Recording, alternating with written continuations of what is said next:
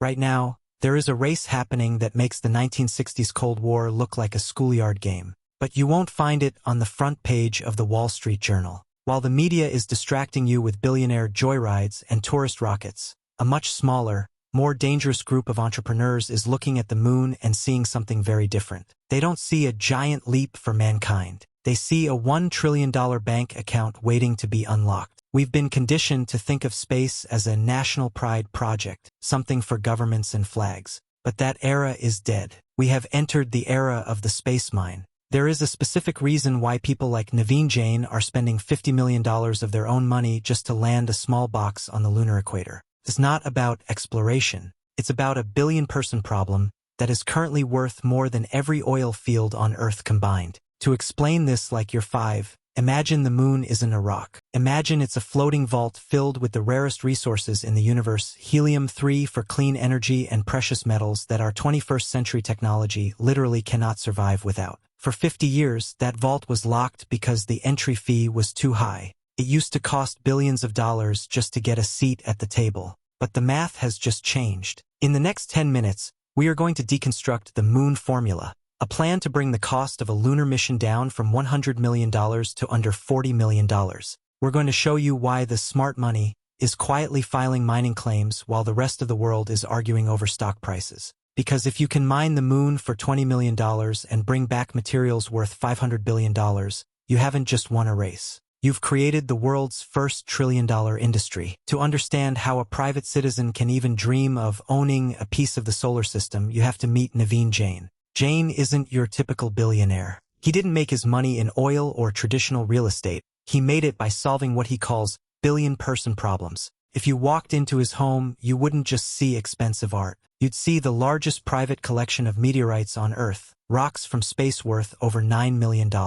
He literally owns pieces of the moon that fell to Earth as fireballs. But for Jain, these rocks aren't just trophies. They are physical proof of a business opportunity that is currently hiding in plain sight. Jain's company, Moon Express, is the first private entity in history with a roadmap to mine the lunar surface. While NASA was slowed down by bureaucracy and national politics, Jain's team has been quietly micro-miniaturizing the entire process. They are building landers, industrialized brains, that can do the work of a massive Apollo spacecraft for a fraction of the cost. So, how do you actually mine the moon? Most people imagine a giant construction crew with shovels and hard hats. But that is 20th century thinking. Imagine the moon is a giant, dusty sponge. This sponge has been sitting in a shower of solar radiation for 4 billion years, soaking up a rare gas called helium-3. On Earth, helium-3 is nearly impossible to find. On the moon, it is everywhere. If we could bring back just a few tons of it, we could power the entire planet with clean, limitless energy for a century.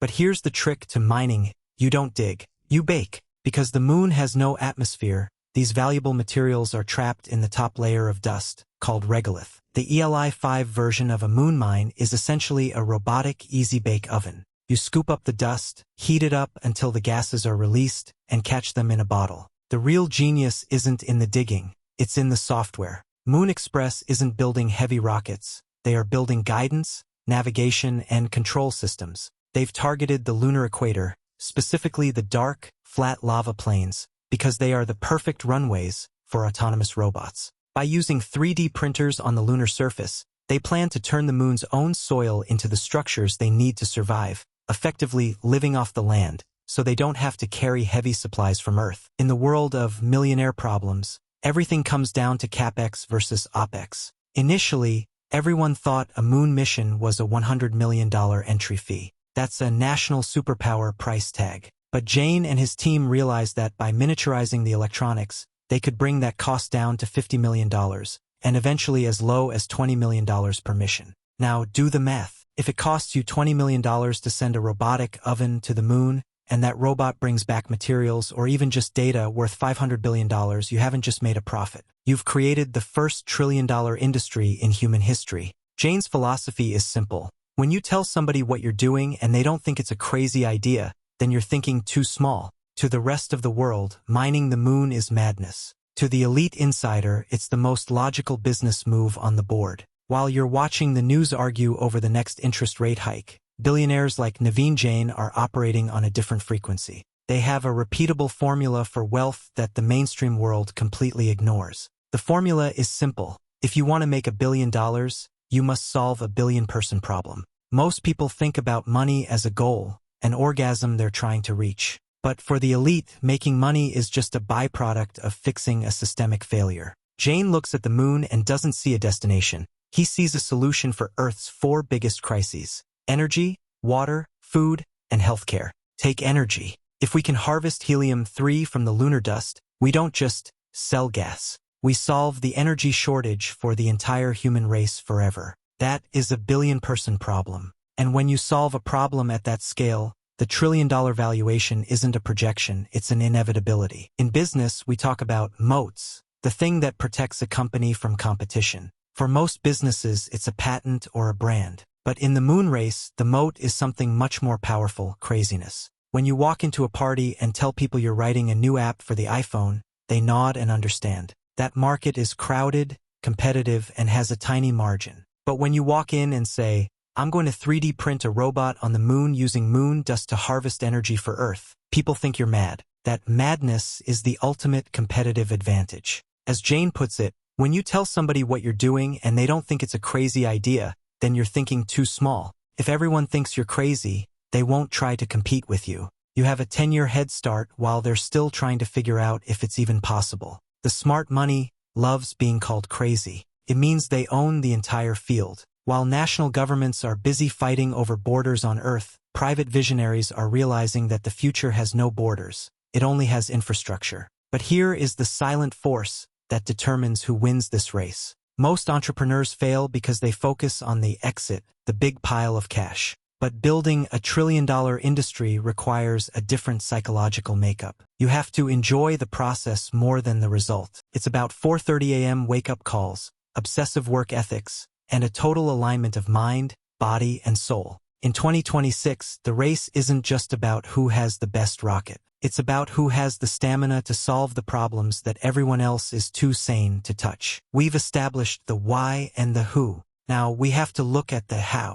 Because the real wealth in a gold rush isn't found in the gold itself. It's found in the shovels, the tents, and the maps. In the next 5 years, we aren't just going to see rockets landing on the moon. We are going to see the birth of the lunar supply chain. This is the boring part that the media ignores, but it's where the $1 trillion actually lives. Think of it like this. If the moon is a new continent, we currently have no roads, no power lines, and no gas stations. The companies that build the lunar grid, the communication satellites, the 3D printing factories, and the automated fuel depots will become the most powerful entities on Earth. Naveen Jain's plan to use 3D printers on the lunar surface to turn dust into structures is the ultimate efficiency hack. By using the moon's own resources to build the mine, they eliminate the most expensive part of space travel, carrying weight out of Earth's gravity. Once the infrastructure is self-sustaining, the profit margins move from 10% to 1,000%. But here is the part that should keep you up at night. For the last century, global power was determined by who controlled the oil in the Middle East or the shipping lanes in the South China Sea. That era is ending. By 2030, global dominance will be determined by who owns the high ground. The moon isn't just a rock, it's a strategic outpost. If a private company or a single nation controls the helium-3 supply, they don't just win a business race. They effectively become the world's new central bank for energy. This is the silent force that national governments are terrified of. They are watching as private individuals like Jane move faster than entire bureaucracies. We are moving toward a world where a corporation could have a higher GDP than most European nations, simply because they own the mine in the sky. So why does this matter to you sitting here in 2026? Because every major economic shift in history, from the Industrial Revolution to the birth of the Internet, was preceded by a small group of crazy people betting on a physical reality that everyone else called a pipe dream. The $1 trillion moon race isn't about astronauts. It's about the total restructuring of how the human race survives. It's about solving the billion-person problems of energy, water, and resources. The billionaires aren't looking at the moon because they want a vacation. They're looking at it because they realize that on a planet with limited resources, the only way to keep winning is to find a new game board. As the grid on Earth starts to struggle and the old oil era fades, the question you need to ask yourself is simple. Are you going to be the one watching the rockets from the ground, or are you going to understand the math of the mine before the first shipments arrive? In a digital world, the ultimate wealth is still physical. And right now, the most valuable physical asset in history is hanging right above your head.